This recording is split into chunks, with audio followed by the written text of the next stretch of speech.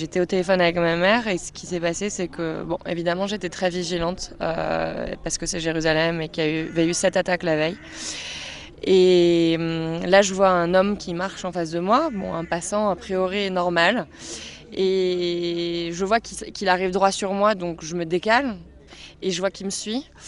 Donc je repars dans l'autre sens, sur ma gauche, et là, je vois qu'il avait la main, le poing fermé, les doigts vers le ciel, et puis quand il s'approche, je vois qu'il y a un manche de couteau dans cette main. Et là, je comprends. Il sort son couteau, je vois la lame qui était cachée sous son blouson, et je cours le plus vite que je peux. Je hurle en hébreu terroriste, mais de toutes mes forces sans m'arrêter, Mechabel. Je hurle de toutes mes forces.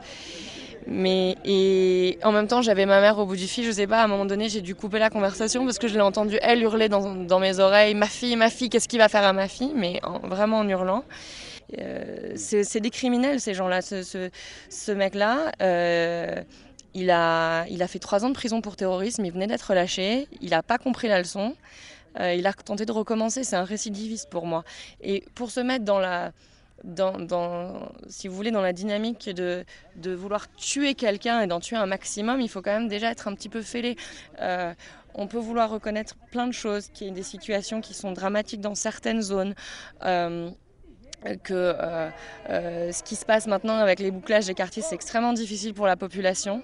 Moi-même, je suis de gauche et je suis militante politique et je suis pour une solution politique, mais à condition qu'on entende aussi côté palestinien qu'ils condamnent ce genre d'attaques, qu'ils veulent revenir à la négociation politique et qu'ils acceptent aussi que nous on existe et qu'on est là et qu'on ne va pas bouger et qu'il faut trouver un compromis. Ils sont pas là-dedans.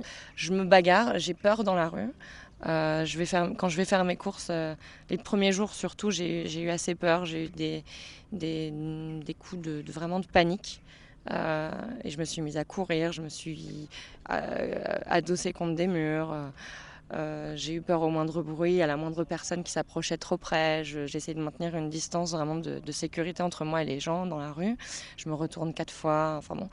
Mais au fur et à mesure, ça va un peu mieux. Mais je vais quand même prendre en main le traumatisme parce que je veux pas le dénier, il est là. Et donc je vais faire en sorte d'en parler aussi à des spécialistes du syndrome post-traumatique. Et puis voilà, et puis je vais faire avec. Vous avez un sac à dos, hein, c'est pas pour rien. Non, c'est plus pratique pour courir. Puis ça protège si quelqu'un, plus ou moins, si quelqu'un vient par derrière. Mes sacs à main, là, je les ai laissés dans l'armoire. Voilà. Les talons, pareil.